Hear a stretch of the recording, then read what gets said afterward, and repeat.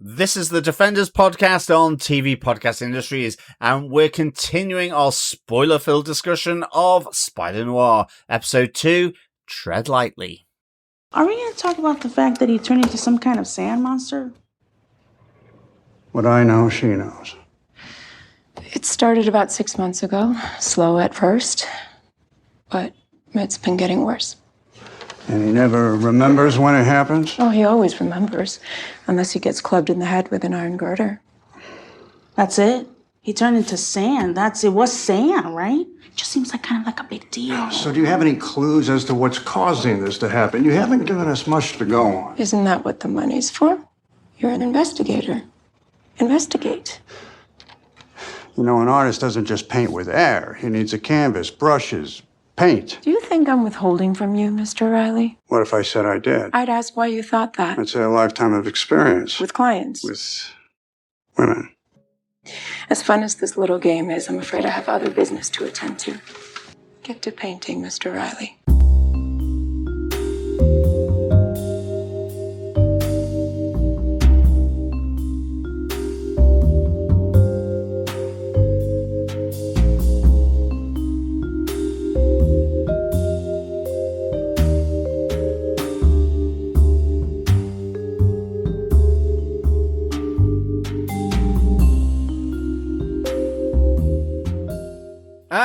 Arachnid Noir, come on in. Welcome back, fellow Defenders. This is the Defenders podcast on TV Podcast Industries, and we are talking all about Spider-Noir, Episode 2, Tread Lightly. I am one of your hosts, John.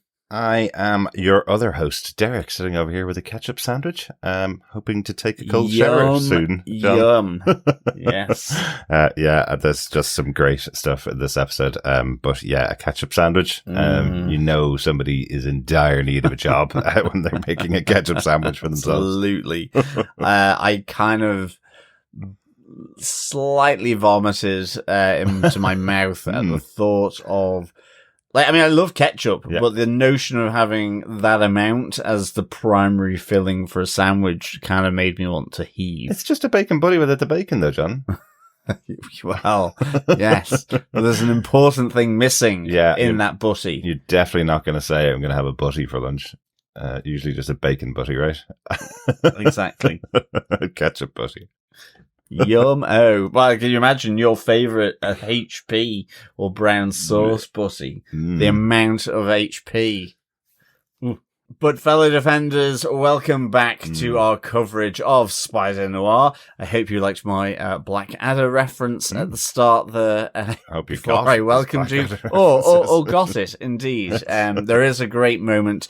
I think it's Blackadder the Third, where you have King George the Third, played by Hugh Laurie, saying to Blackadder to come in. I think it's the French Revolution one with the Scarlet Pimpernel. It would be. And so the Prince Regent is talking in French a lot, so he does call him L'Adder Noir, which, to be honest, every time I say Spider-Noir, I'm kind of wanting to say the Prince Regent's line from that episode. L'Adder Noir, yes. And you may have noticed, if you've seen the transcript from our last episodes, that for some reason the automated transcription services cannot pick up Spider-Noir, so it's turned into Spider War. So we may be covering a show called Spider War, John. You never know. Excellent stuff. Transcripts. Aren't they great? But yes, fellow Defenders, as always, please head on over to our website to subscribe if you haven't already done so, to tvpodcastindustries.com, where you can subscribe to the podcast on any good or evil podcast catcher of your choice. Over on the website, you can also leave a voicemail for our feedback section. We do also take traditional forms of feedback through email. Just send it in to feedback@tvpodcastindustries.com. Or, of course, there is our Facebook group over at facebook.com/groups/TV Podcast Industries. Or, of course, you can join us over on our Discord, the details of which are in the show notes for this very episode, or just look for us on Discord. Look for TV Podcast Industries. You'll find us over there. Spoiler posts for each episode of the show, because all 8 were released on the same day, are available on Facebook and on Discord as well, so you can share your thoughts on each episode as you go through them. Absolutely. But without further ado, let us get into our spoiler-filled discussion of the second episode of Spider-Noir, Tread Lightly. Yes, we'll be covering 2 episodes a week of Spider-Noir, so when you're sending in your feedback, just keep that in mind as well, so you can watch along with us at the same time. So for the second episode, the showrunner of the show is Oren Uziel, as we mentioned last episode. This episode was written by Christopher Chen. He's a playwright mostly for many, many years, and is an executive producer on this show. His movie The Hole is currently filming and starring Christian Slater and Theo James. Excellent. So 2 big projects going on at the moment. Yeah, absolutely. Quite cool. Playwright. Hey, nonny, nonny, I wonder. I think that's also a quote from Blackadder. It might be. This episode, once again, directed by Harry Bradbeer, who we mentioned on the first episode, as he directed that one as well. John, do you want to tell us what they gave us with your synopsis for Spider-Noir, Episode 2, Tread Lightly? Sure. Ben Reilly has a new case. He has been hired by Cat Hardy to investigate the disappearance of her bodyguard, Flint Marko. Even though he suspects Cat is hiding information from him, Ben finds a photo in Flint's apartment. He discovers that Sandman Marko and Flameman Addison were former World War I soldiers in France. He also discovers that both worked as enforcers for the Big Boss Silvermane. When pressed by Ben for the connection, Cat admits Silvermane owns the alcove and says she has personal reasons for searching for Flint Marko, unconnected to the club owner. Ben's journalist friend, Robbie Robertson, follows up on his leads and interviews James Addison's widow.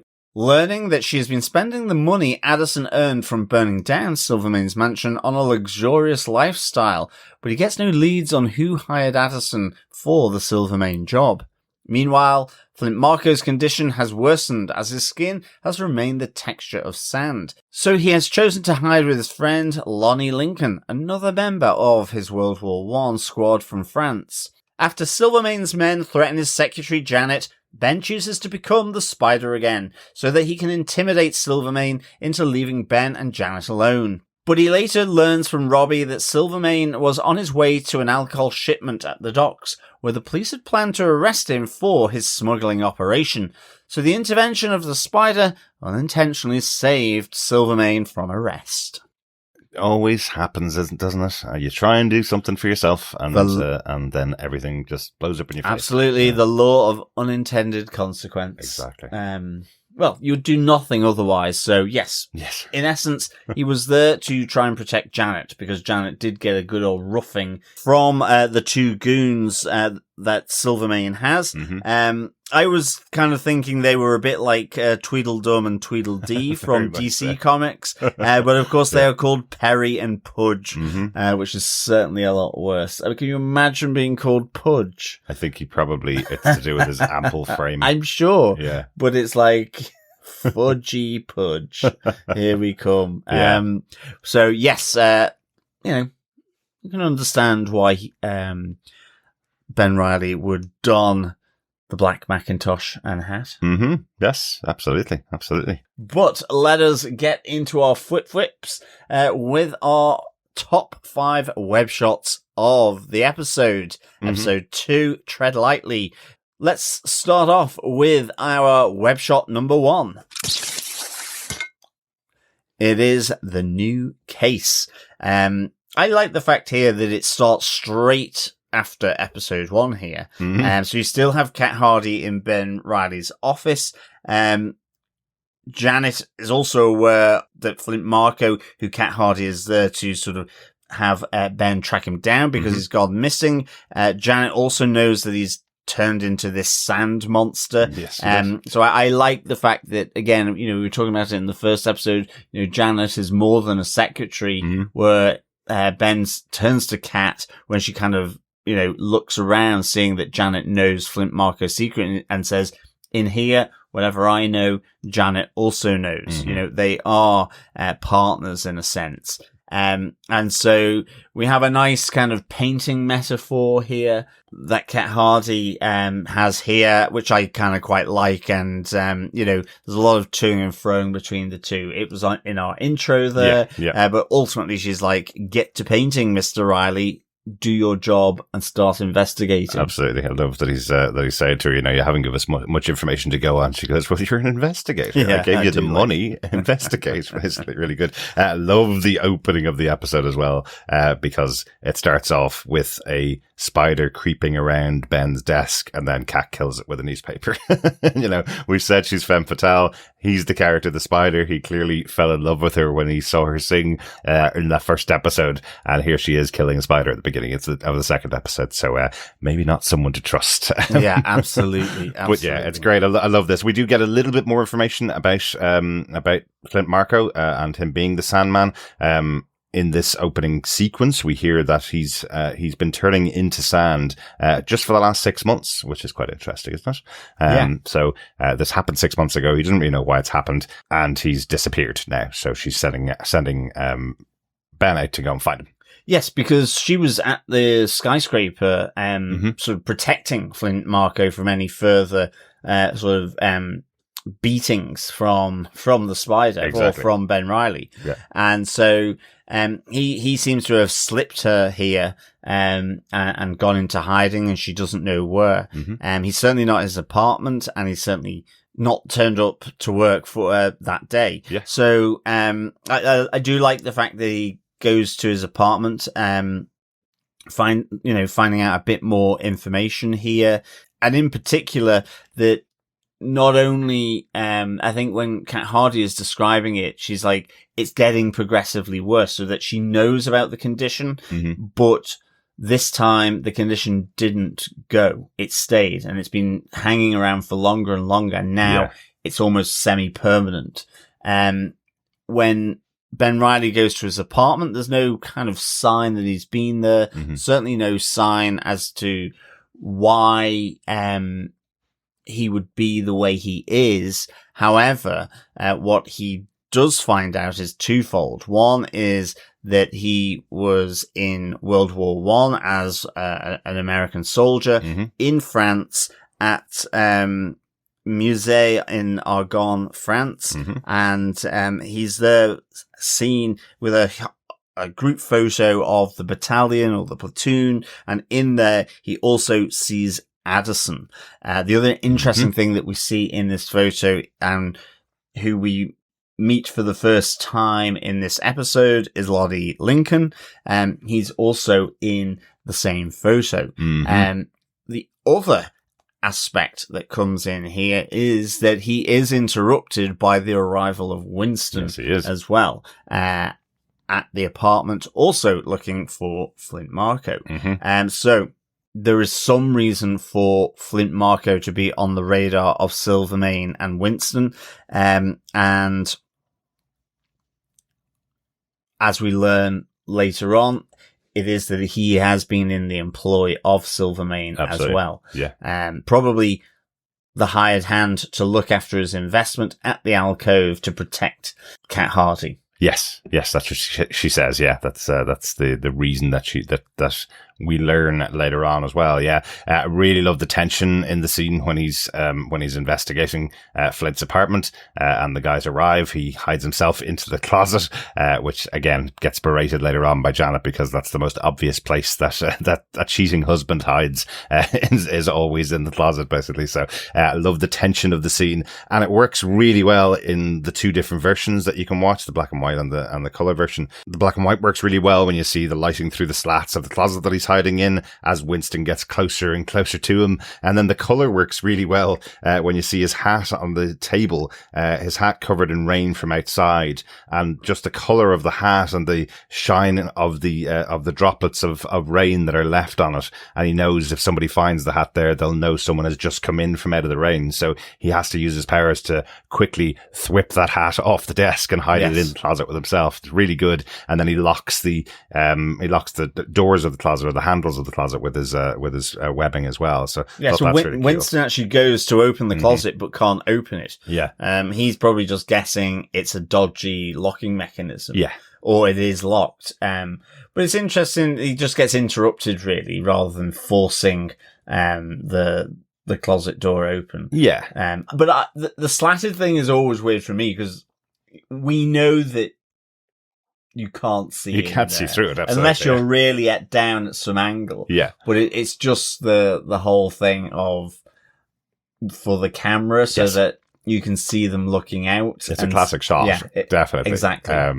Yeah, but it's such a classic shot, isn't it? It's like the view inside Iron Man's mask with Tony Stark's face. Yeah, it's exactly. Now the new one that's in the new Spider-Man movie where you can now see Tom Holland's face inside the Spider mask, even though that would not be possible, of course. You wouldn't be able to fit a camera between the mask and his face.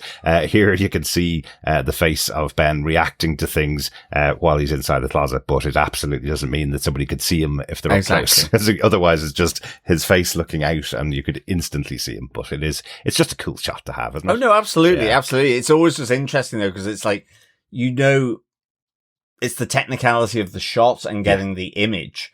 But that it would go against how that door would look. But it's always the case. I mean, it's been in E.T., it's been in plenty of slasher horrors. Absolutely. So it's just I think that's why it just comes to mind here for me in this apartment scene. Yeah, definitely. But I also just, again, that the scene of the hat I think is just really cool because as he takes it away, there is a dribble of water left on the table, and that's what prompts the investigation from Winston that maybe something's going on. He sees that there's a little mark left on the table. Again, something that you wouldn't be able to see I can't remember whether it was black and white or color that you couldn't see that particular mark left behind, but an interesting way that they've given some idea to Winston that someone might be there. So that's cool. Yeah, absolutely.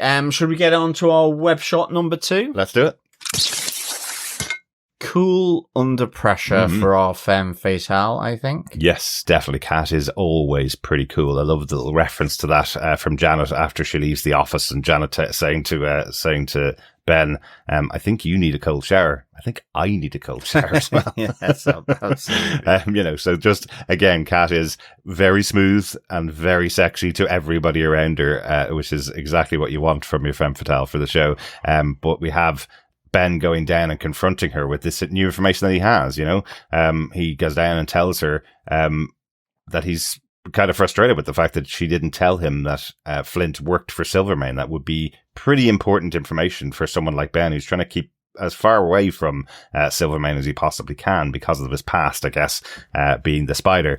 He wants to keep as far away from the underworld as possible. It's not just a simple case of a guy disappearing. It's possibly a guy who works for the mob disappearing, and that's a very different investigation, right? I do like that Ben Reilly says, like, I don't like surprises. And she goes, well, remind me to ask you that on your birthday, which was really good. I thought really good little moments. So he certainly doesn't like the Silvermane surprise.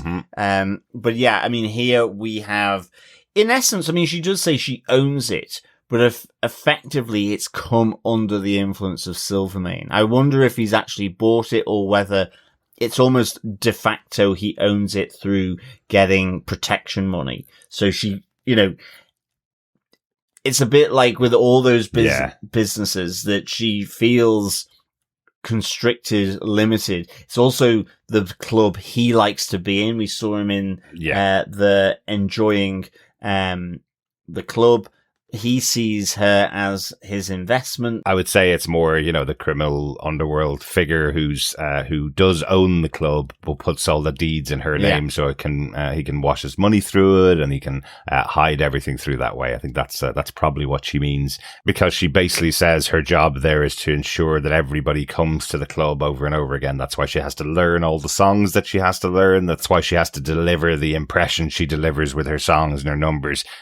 She knows that if she fails at that someday, Silvermane will throw her out effectively as well. So she has to keep on his good side. But she's very clear in this idea with Ben. The reason why she didn't mention it is because this is an investigation of Flint Marko. She doesn't think Silvermane's involved, and she has business with Silvermane, and she has business with Ben, and one has nothing to do with the other, is absolutely what she says. Yeah. No, absolutely. I really like sort of how she handles it, really. It's also another interesting point. So she doesn't know Addison. Ben Reilly asks whether she knows. She at least tells him that she doesn't. So on face value, at least, she doesn't know of Addison. That's not to say she might not be lying, but at least in this instance, she's saying she doesn't know Addison. Yeah, and I think it's when he passes over the photograph and she gives it a little look, and that's when he says to her, "You're real cool under pressure, aren't you?" And she goes, "I didn't realize I was under pressure." Yes. But also, it's just the way she reacts when he says Addison's dead, and the PI that was investigating Addison is also dead, and she goes, "The world's a dangerous place." It's just that way she reacts to things around her. If it doesn't specifically impact her, she allows it to just wash over, probably because of the kind of pressure that Silvermane puts her under, I guess. So great. Again, another great episode for Leisure and Lee as Kat Hardy. Really good. Really, really good here. Definitely. Really enjoyed this kind of hustling that she's doing, the cool under pressure, and all the while, as Ben leaves, we see that Flint is on the top of a building on the other side of the road, looking on from the opposite buildings. Exactly. So he is around. Is he kind of watching her still as that protector, or just wondering, okay, who's coming after me? What's happening? Yeah, exactly. All these questions to be answered later, I guess, yeah. But let us get into our web shot number 3. Just a quick one, because the mayor had been such a big figure in the first episode, him having potentially a relationship with Kat, and then him being snapped, the photos being snapped by Ben. So we do see the mayor trying to get re-elected. So he's making his speech to the people of New York. And I love Robbie Robertson is being asked, what's the headline that you're going to be using for this? And effectively, both his suggestion and Ben's suggestion say there's no chance this guy's going to get re-elected.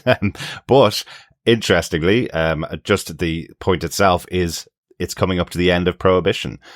In real life, that ended in December 1933, where the show itself is set in 1933. So it's quite interesting that this would be the backdrop of the show. Prohibition era is very much a big part of these type of mafia shows, these type of crime noir shows back in those days. So they're setting it right at the end of this period. The big event happening is the end of Prohibition, and it seems to come from the mayor seeing the people in front of him, potentially supporters, potentially people who are against him, who are showing up big placards saying "End Prohibition." And he goes, "Okay, I'll run on that platform." It's just that pure opportunistic grab by the mayor, and that's becomes one of his campaign promises right there, right then, to stop Prohibition. So, exactly. This was good. I like how, as you say, it's just really in that same moment, as, the real life end of Prohibition. I guess even, ketchup sandwiches should be, there should be prohibition, for that as well. But I think, we do kind of hear how bad things are for Robbie. He's here covering, the mayor and his re-election campaign, even though it probably won't happen, because if we don't publish, you don't eat, as he says. So, it's not, things aren't going well for him right now. Yeah, I mean, it's a good one, because you get, one side of the conversation. Well, you do get both. You overhear the other side of the conversation as he phones up the newspaper that he used to work for, and the lady, the secretary on the other side of the phone, who seems to be secretary to a guy called Walters, who must be the editor, says, "You're not getting your old job back." And but Robbie at least tries to gets, I think, his foot in the door here, which happens twice actually, because he also gets it with Vera Addison, Addison's wife, because he does say, "Look, I'm sitting on a big story as big as the Spider. That is that there are other superpowered individuals out there." And she does ultimately kind of go, "Look, I'll see what I can do." So, but he's definitely on Skid Row a bit at the moment with the ketchup sandwich. Yes, he is. He is. I love that little touch of him talking about the spider and that he has this story that's connected to it because, again, very similar to the comic book, Spider-Man used to effectively give everybody in the Daily Bugle their jobs. You know, some people would be out taking photographs of Spider-Man traveling through the streets. Some people would be covering the crimes that he was stopping. But it would be front page news every time there was a big event with Spider-Man, and everybody, all the writers and all the photographers would all get their pay from it, eventually including Peter Parker, who would take the best photographs of Spider-Man. So, so here, what it's saying is 5 years on from the spider disappearing in New York, Robbie Robertson's hitting hard times because he used to get great coverage back then, and now he can't. So he's willing to do anything to find a new story that will sell papers, right, and give him money. Yeah, definitely. Yeah. And he continues on the investigation. I know it's not a part of this point specifically, but he does continue on the investigation from Addison. This is the warning that he gets from Ben is don't continue following him down because you're in the sights of Silvermane if you do that. But as he continues on, investigates Addison and his family and finds out what's happening with them to try and see if he can find a connection and who's involved. He finds out that there is a wife, Vera, who's been using all the money that Addison gets from his criminal endeavors to put herself up in hotels and buy expensive food and champagne and expensive clothes. So this guy was never getting out of criminal endeavors, it seems, because he'd just come home with the paycheck and Vera would just go out the door the next day and spend it all, basically. Yeah, oh, absolutely. Yeah. But he does also go to Addison's last known address, which seems a bit of a slum. And this is where he also butts up against Lonnie Lincoln, who is this huge mass of a man. You were very strong and a very angry man. Yeah, but I'm not, you know, he tells him why he's there, you know, at the end of the day. And, he does a quick shuffle to get around him, but Lonnie does tell him that Vera Addison normally stays at the Jeffrey Hotel. That's right. Again, some really nice little touches here. Him having to go in the back entrance because only whites are allowed through the main hotel door at the front. Yeah, absolutely. And even then with his interaction with Vera, at her hotel room door where she says, you know, if you keep asking me these questions, I'll scream. And you know what happens when a white woman screams, at a black man. Yeah. And I like that he handles that really coolly to say, well, I can scream as well. And I can scream so that Silvermane knows exactly where you are. My voice carries. You know, I mean, in a sense, he doesn't get too much out of Vera either. Like, he certainly doesn't get a name as to who possibly had hired him. But what he does get from Vera is probably that it was a bit of a loveless marriage where she goes, well, he dug his own grave and now he's lying in it. Kind of no tears there. Yeah, absolutely. But still spending at least the big paycheck that he got for setting fire to Silvermane's mansion. So, yeah, really interesting bit here. Yeah. Following on from Riley and Robbie watching them at the rally for his re-election. I'm really liking this version of Robbie Robertson. If you have just one reporter in the show, if it's not based around the Daily Bugle, if it's just based around a reporter out in the street, I love that it's Robbie that they've chosen here, and he's doing really good work. Definitely. Cool. Shall we get on to our web shot number 4? Janet under threat. Yeah. This really starts out with the apartment fight for Ben with Perry and Pudge as they come over to try and take him in to Silvermane. And I think for the first time in the show, we see a tiny bit of unleashed Nicolas Cage here when he walks through the door and then crosses his arms as about to shoot his webbing at the two of them and then goes, Tai Chi. It's really good to relax you, and it just seems absolutely crazy to come out of his mouth in that specific moment. But he then throws the toaster directly into Perry's face, I think it is, breaking his nose. Yes. And then goes along with them. It's all okay. But just does that great thing that this character can do where he talks to these two idiots, gets enough information out of them, and then just walks out the door of the car. Yeah, he kind of rolls out and then suspends himself from the bridge. Yeah, no.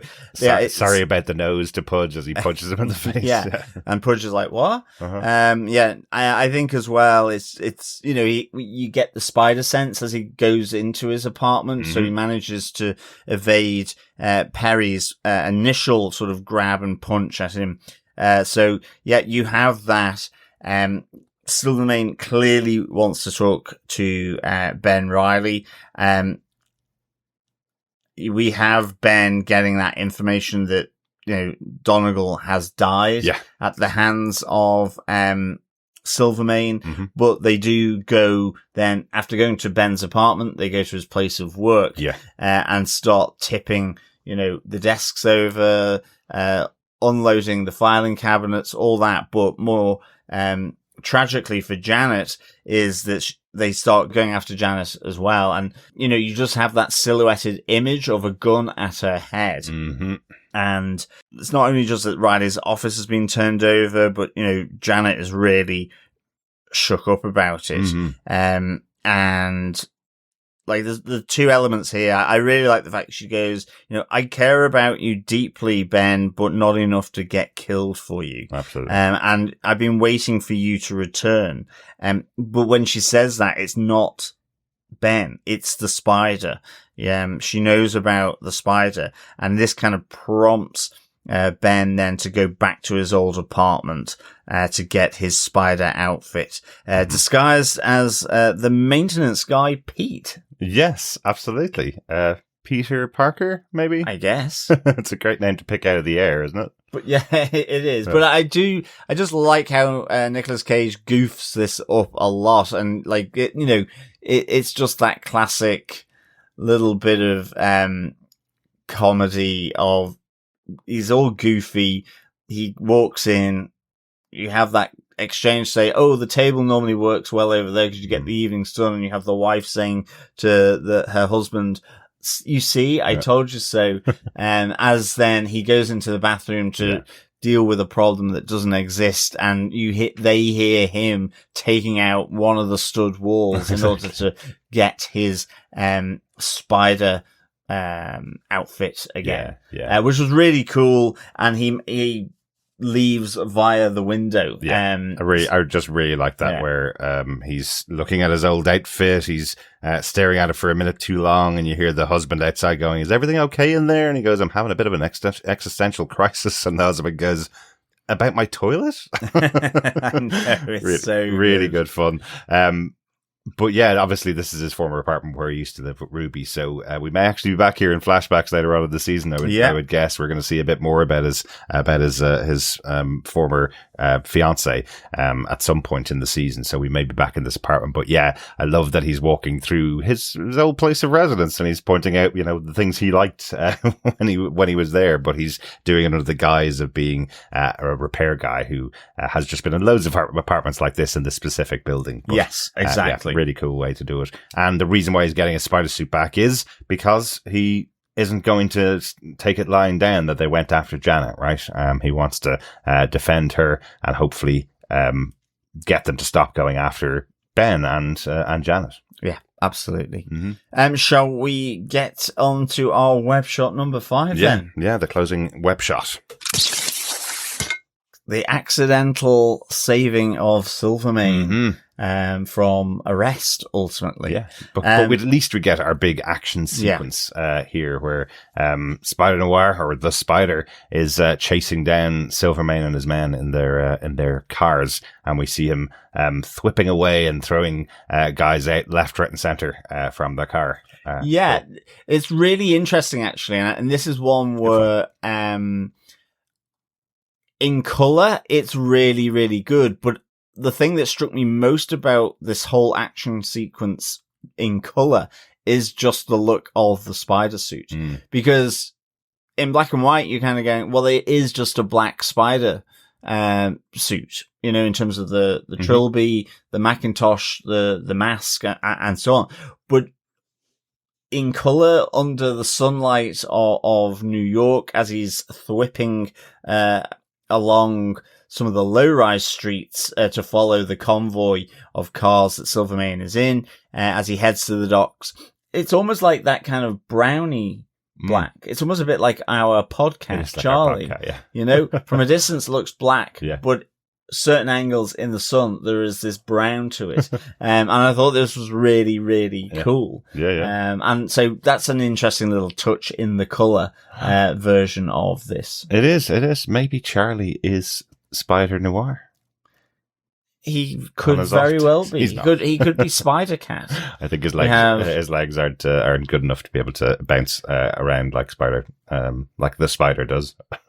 Instead of Peter Porker, it could be Peter Meower, I guess. Peter Charlie. I'm trying to think of a P letter connected to cats.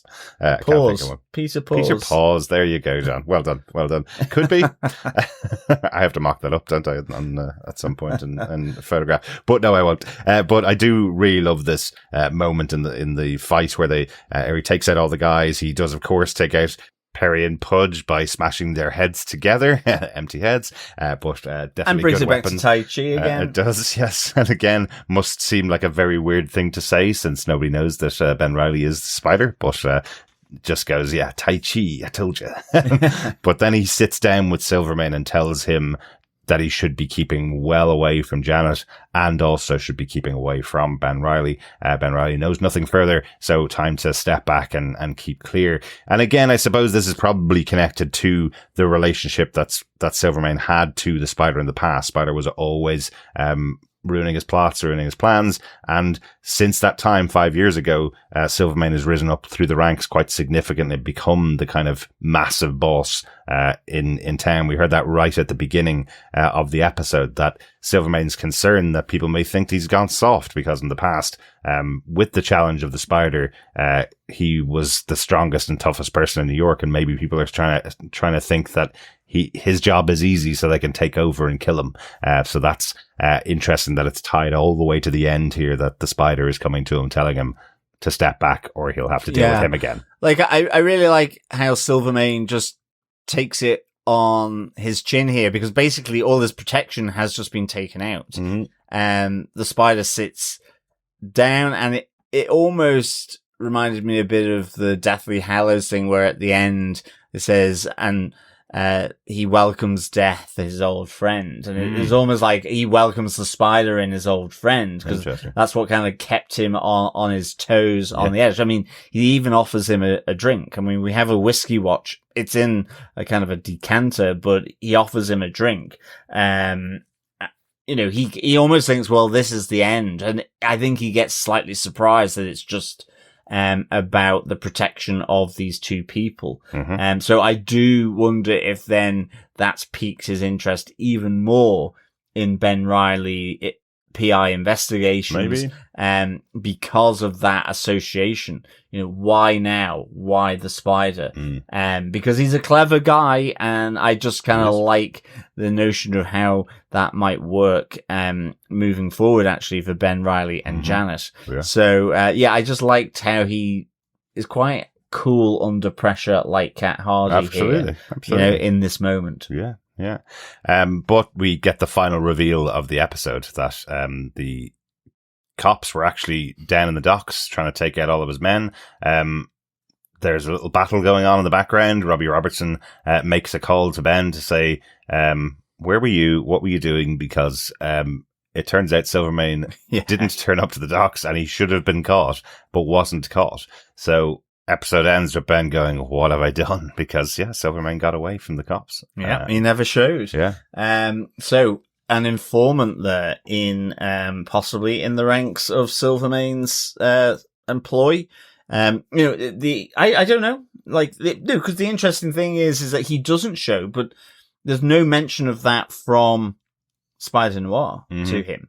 So we don't see it on camera as such. He just doesn't show. Is it because he's shook from having his entourage kind of taken out by the Spider and that encounter? Yeah. Or, you know, especially given he was so calm. So you do never wonder, driver anymore because the Spider took out the driver. You know, you do kind of, well, yeah, or just simply that, because you do have the moment earlier where Winston is saying, look, let us check it out. Mm-hmm. So maybe Winston's get a bit of a whiff, about some issue, in, the wider sort of employ of Silvermane within his supply chain. Maybe. So who knows? But yeah, interesting kind of notion here. Absolutely. And a great way to end the episode on a nice little cliffhanger there. Indeed. Yeah. Yes. Derek, do you have any notes for this episode? Just a couple of tiny little things that we didn't mention in the discussion with Vera.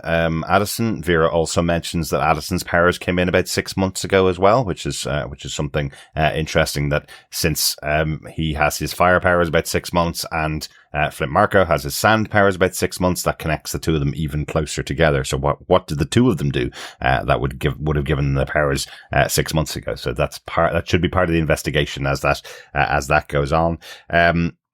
Also, just really enjoyed Janet going down to the police station, handing over a sandwich to get the information that she needed.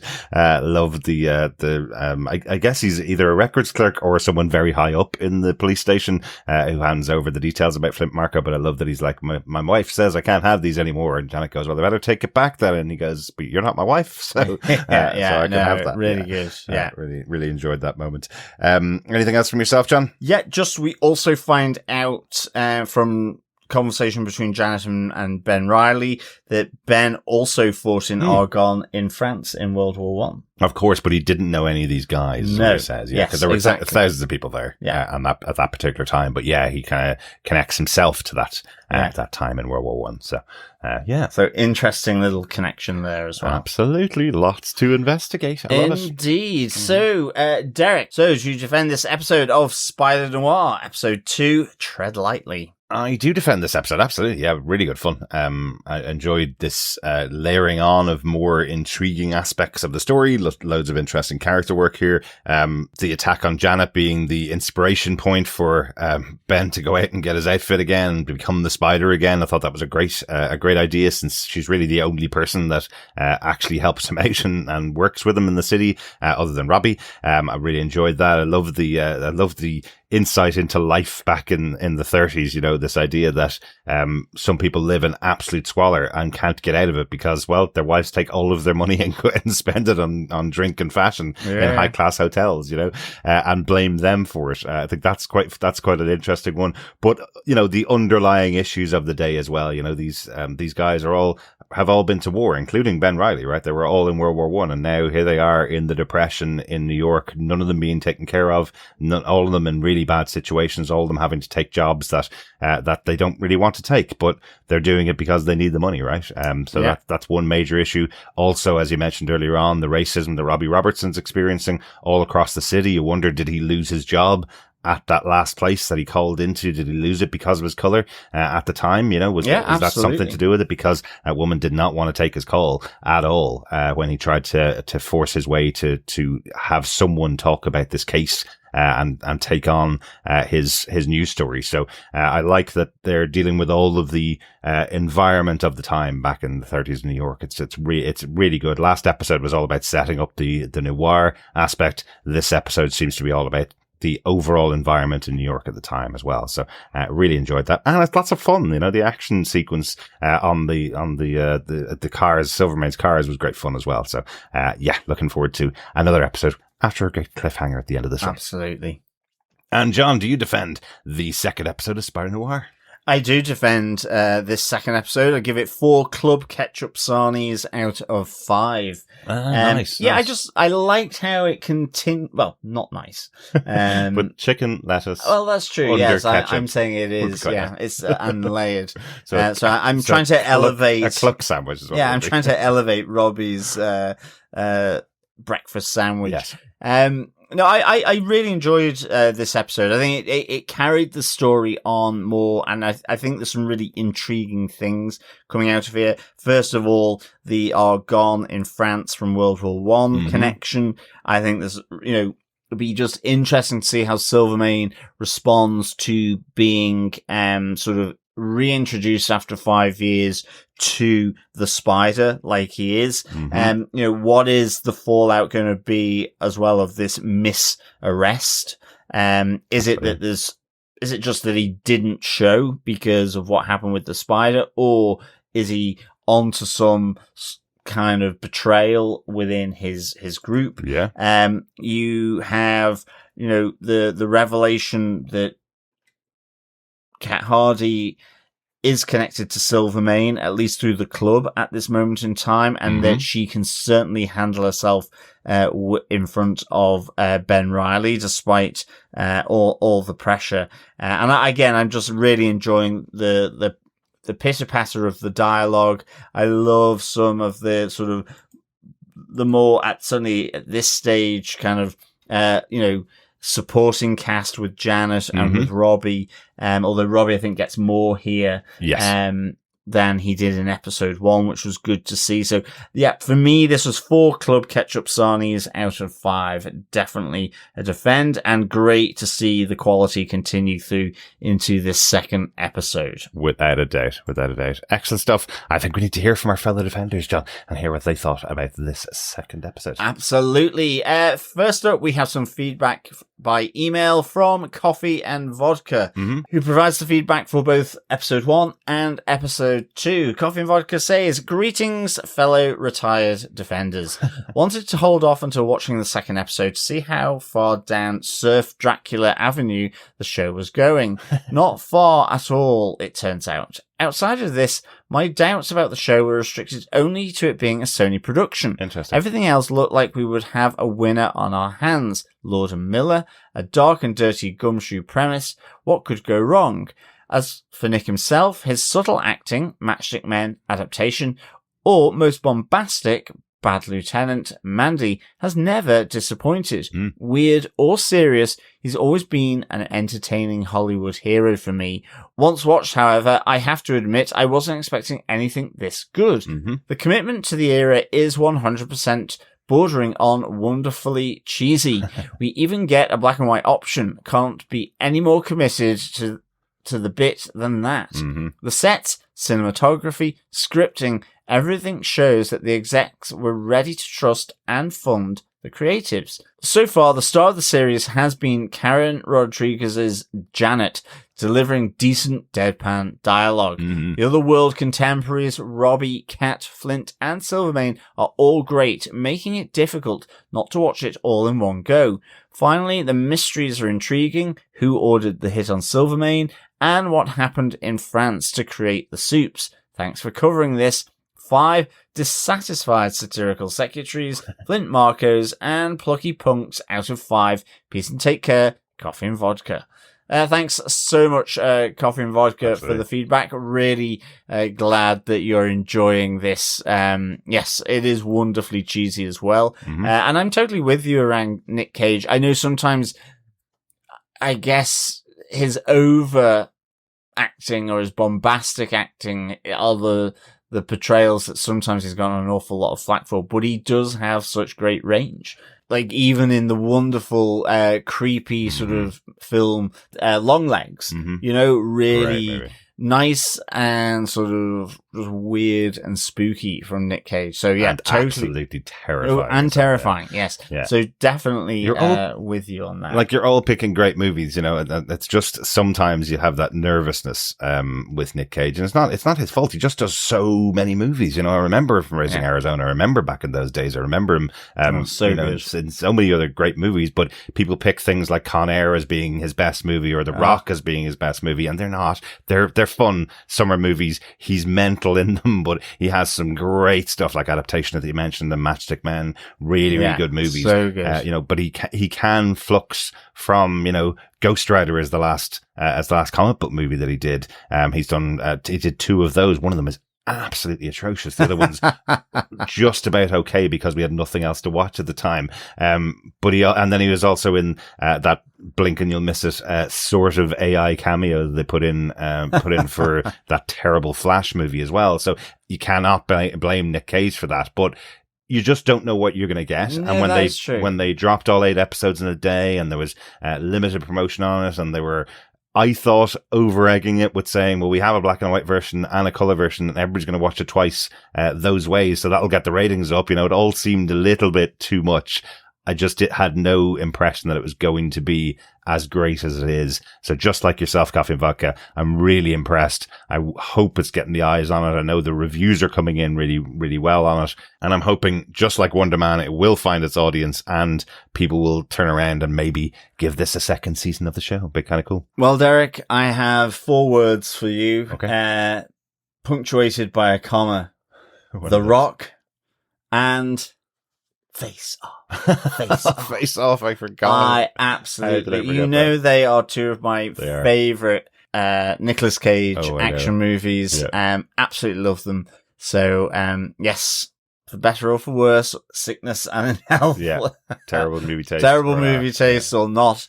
Admittedly, I do still laugh at the meme every time it's John Travolta's birthday and I have a picture of Nicolas Cage saying happy birthday to John Travolta. Exactly. I always think that's a great meme. So, yes, only once a year. Face off. It works. So thanks so much for your feedback, Coffee Vodka. I'm sure we answered your email yes.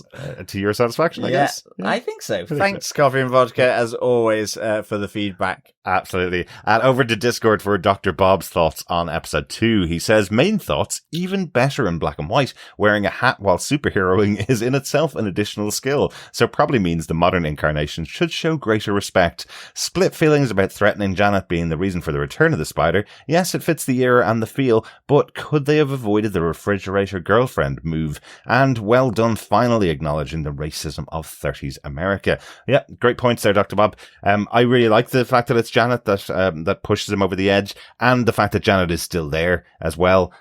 She stays around. It's not that they've killed her off, and that inspires him to take up the spider costume. Yeah. In fact, I suppose they kind of fridged Ruby, his fiance, at the beginning of the season, because that's the reason he gave up being the Spider, was because of the death of his fiance, right? So slightly different approach that they've taken with this show.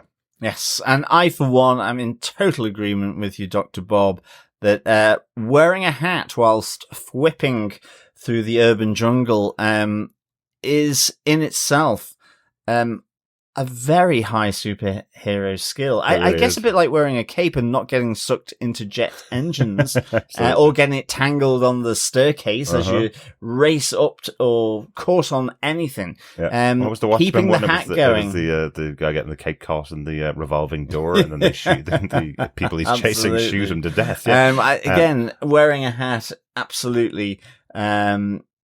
A skill unto itself. My personal no prize for why it's staying on his head. Have you seen how strong the webbing that Ben Reilly uses is? I think he might spray his head and then stick the hat onto it so it stays on. Because people can't open doors that he uses his webbing on. Like, this is very, very strong. Yeah, this the time, webbing is really interesting. It's almost hairy.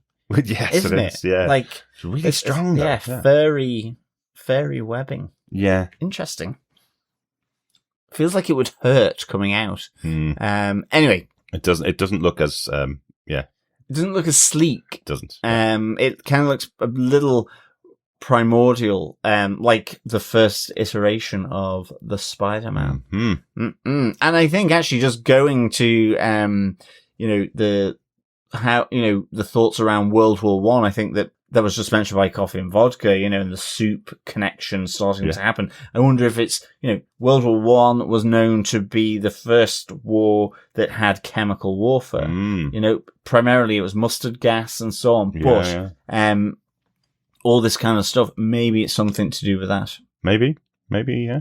Yeah, we will see as the season goes on. Yeah, but good stuff. Thanks, Dr. Bob, for your feedback. Great to hear your thoughts. Absolutely. Yeah, great to have the feedback in. So far for these first 2 episodes, I have been checking our emails and I've seen that we've got some more emails coming in on the other episodes of the season. But if you haven't sent yours in yet, you can email us to feedback@tvpodcastindustries.com with your detailed thoughts on each of the episodes if you want to, or just one for the end of the season. Just make sure that you note which episode it's about so that we don't read it too early in the season, of course. You can also share your feedback over on Facebook at facebook.com/groups/tvpodcastindustries. Spoiler posts up there for each of the 8 episodes of Spider-Noir season 1. And you can also pop over to our Discord as well, where there's a spoiler post for Spider-Noir in the Spider-Noir section.